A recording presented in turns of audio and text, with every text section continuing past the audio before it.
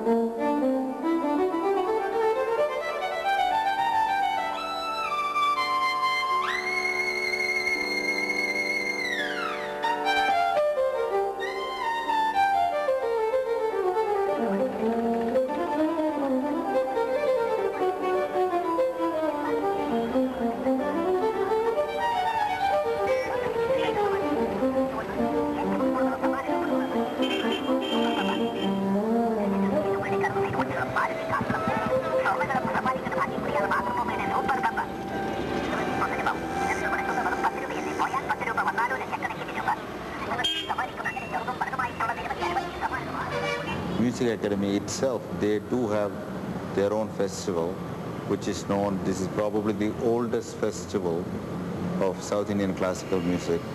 And there is also discussions, also there are different presentations. Everything happens during daytime, big artists, most known artists, they have all played here.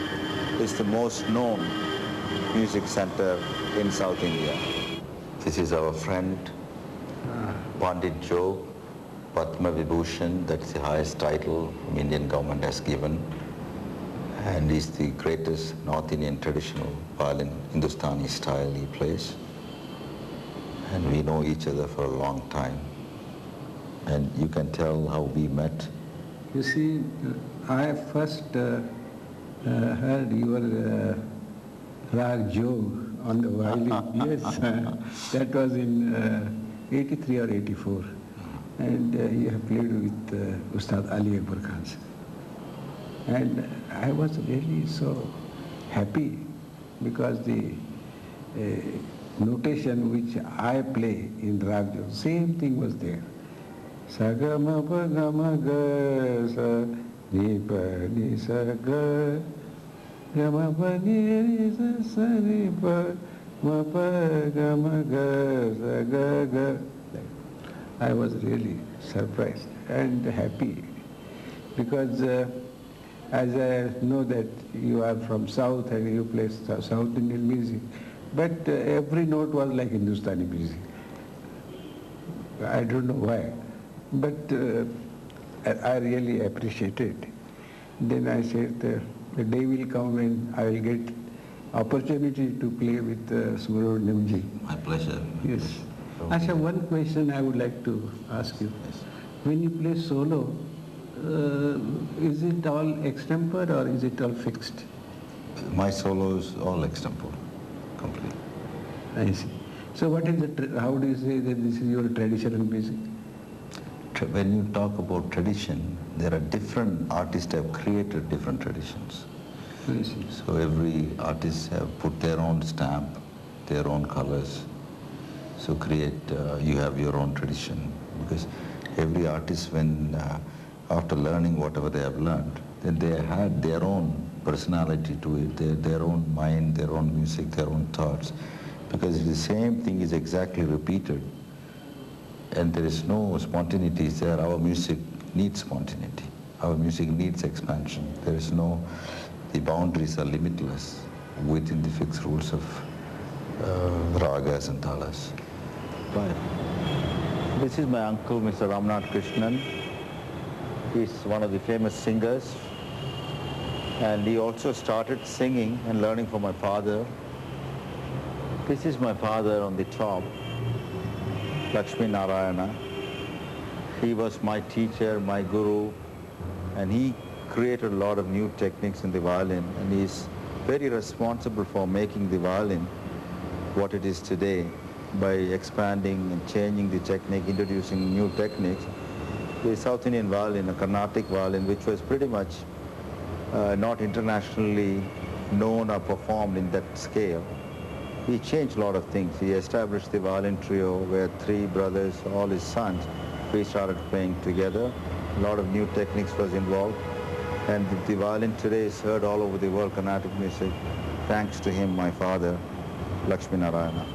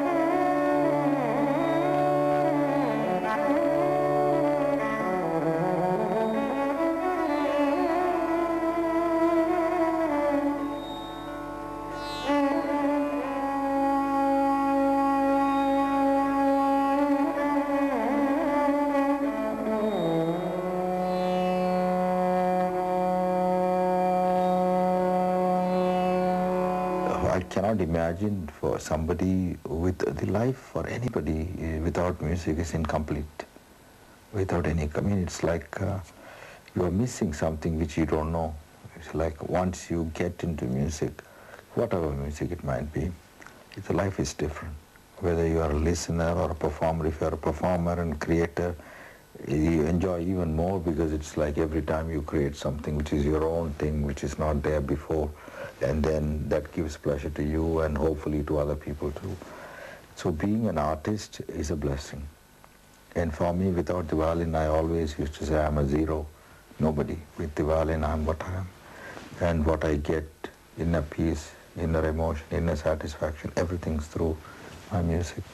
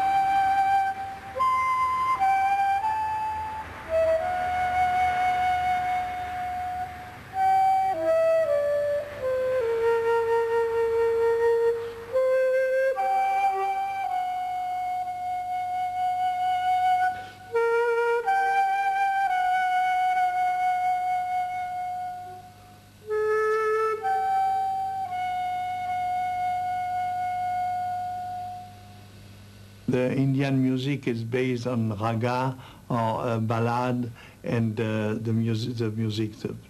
Occidental music is completely different. You know, it obeys to different shape and construction of music. Then it's difficult. It's impossible to. You know, the technique is the same, because finally, you know, he play the technique of the violin like the classical violinist, and I play my natural flute. You know, I don't change anything. The only thing different is because you have to improvise, which is not so easy. But with a little experience and work, you can achieve something, I hope, good. Intro 2, 1, take 2.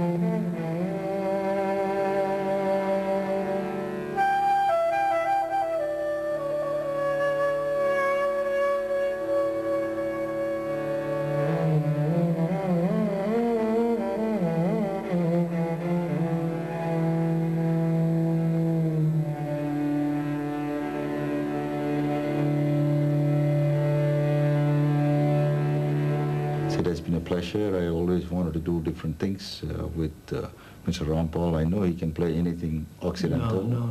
but I wanted to do something different. We see. This thing, with Occidental music, he can play anything, and he has played all the repertoire.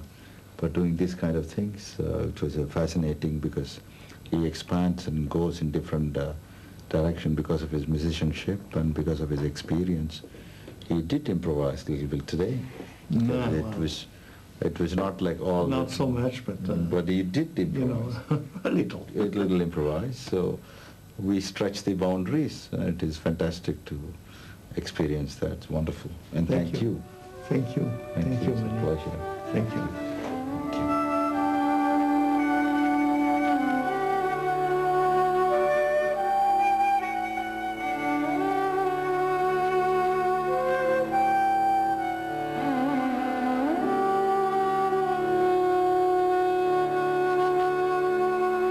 I have always enjoyed working with not only Western classical musicians, but musicians from other traditions. Because music, I always have felt, it's basically 7 notes. This is the ornamentation, the tonalities, the structure, which makes it different. But there are many music where the improvisation is a common ground, especially in jazz music and some of the other systems of folk music. People express their feelings and emotion through music. I've always enjoyed playing with other systems.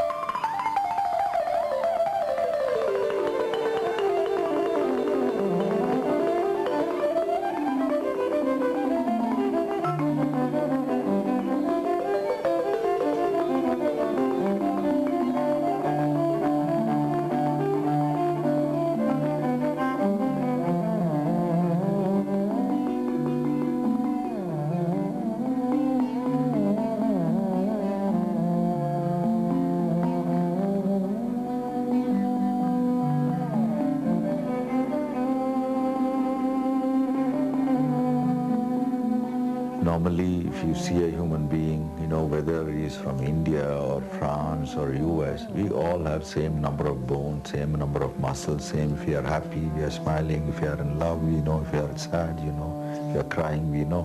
The emotions are same, human structure is same, because we are born in some place, the geography is different, the culture is different, we dress differently, we speak different languages, but still we are all the same human beings.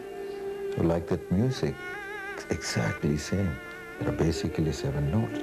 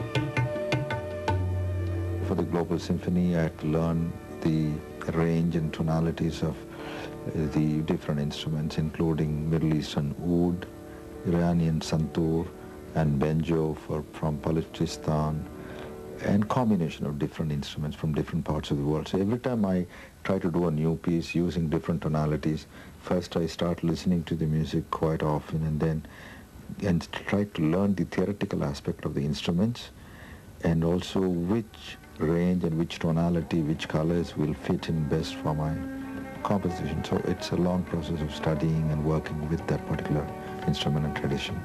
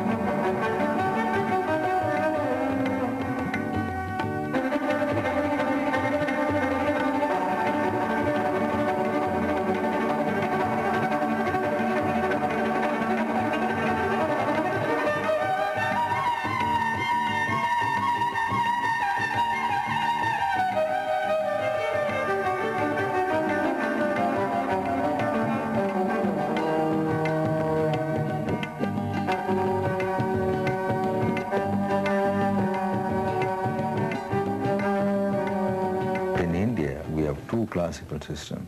South Indian classical, which I play, and North Indian classical. It is a classical system. What is a classical music? I mean, it is a very highly developed, scientifically planned, and there are rules and regulations one has to follow. It is not just free music. There are rules, regulations, everything, structure is there, definite structure, which has been evolved over a period of time. So Indian music is one of the oldest systems, one of the oldest thoughts, and one of the oldest systematized music. So it is a classical music. So always it bothered me whenever we say classical, oh, you play ethnic music, or you play world music. So I used to say, I'm playing classical music, but it is my classical music from our part of the world. So like that, there are other classical music in different parts of the world.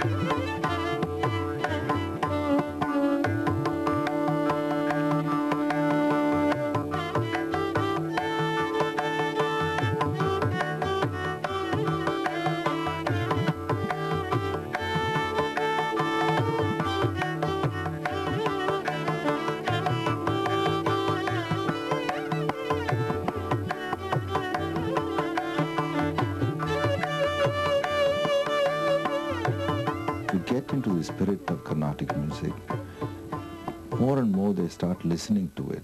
They are going to feel the different layers, because there are layers of music. You can appreciate music in different levels, in a physical level, emotional level, or on a technical level, or in a spiritual level, or in a combination of all these things. So for a non-Indian audience, possibly if they start listening more and more and start feeling the sound itself, it will be possible to get deeper and deeper, to appreciate, also to feel the emotion of the music as such, even without knowing the music.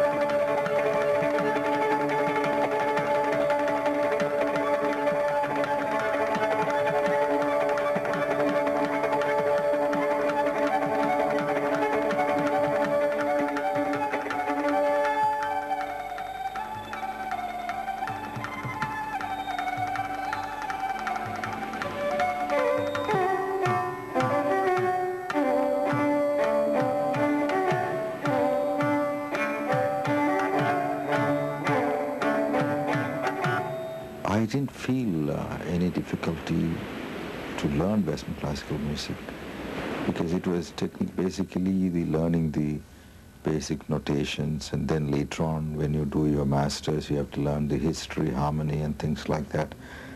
Studying was not a problem for me.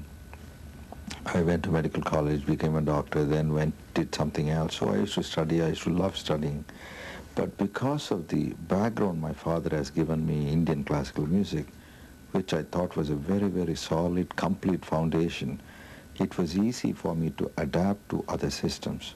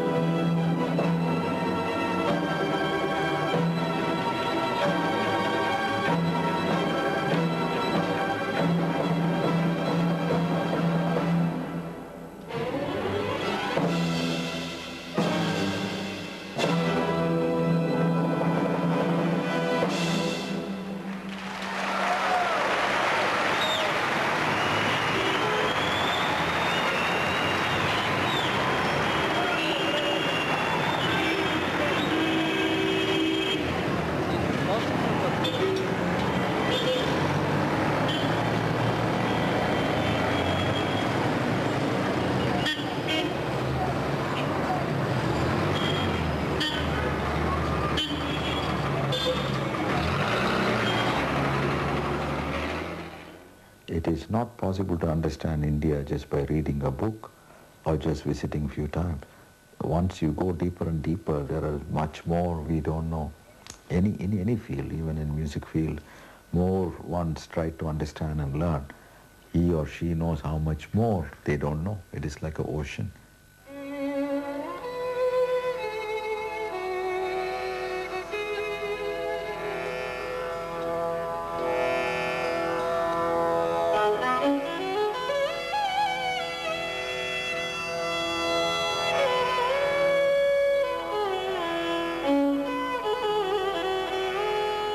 In our tradition, father and mother was almost like even prior to God. We believe in Mata, Pita, Guru, Devam, where the order of respect is from mother, father, and then God. So whatever father says or mother says, it was never ever questioned. Whatever they say is accepted and followed. So till the end, that was the thing in my tradition, that was the thing which kept me going.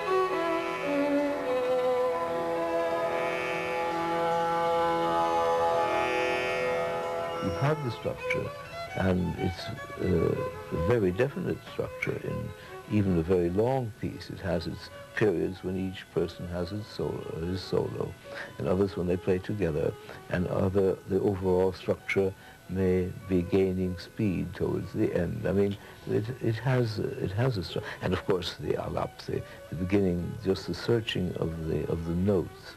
I find that a marvelous time, marvelous period, when you're beginning to create the first notes of a scale, of a raga, and you search as if you were in another landscape, you know, looking at each step and wondering how it relates to the last step and where it's going to take you. It's wonderful.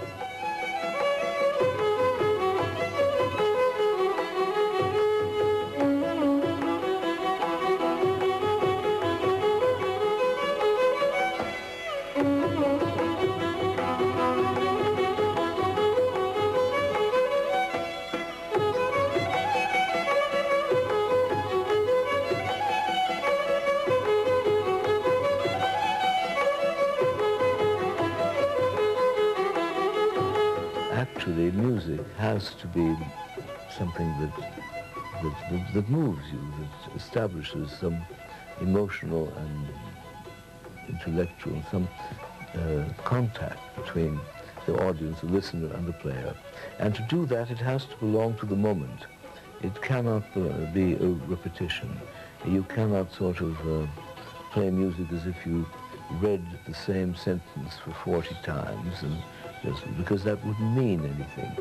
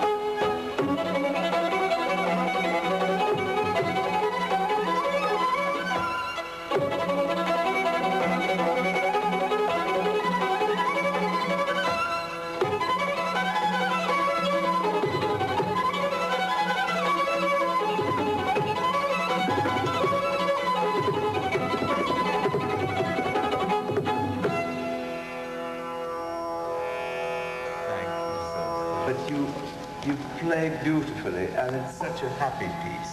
Thank you. Such a happy piece, a lovely piece. Thank you. It's a beautiful instrument. For me, this is the best and most expressive instruments of all the instruments I know. Violin has been my most important companion all my life.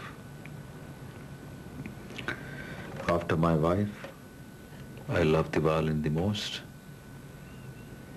And from the youngest days till today, violin has given me so much of inner peace, inner pleasure, and a state of mind which can look inside and feel myself. So this has been my best companion from my youngest days till now.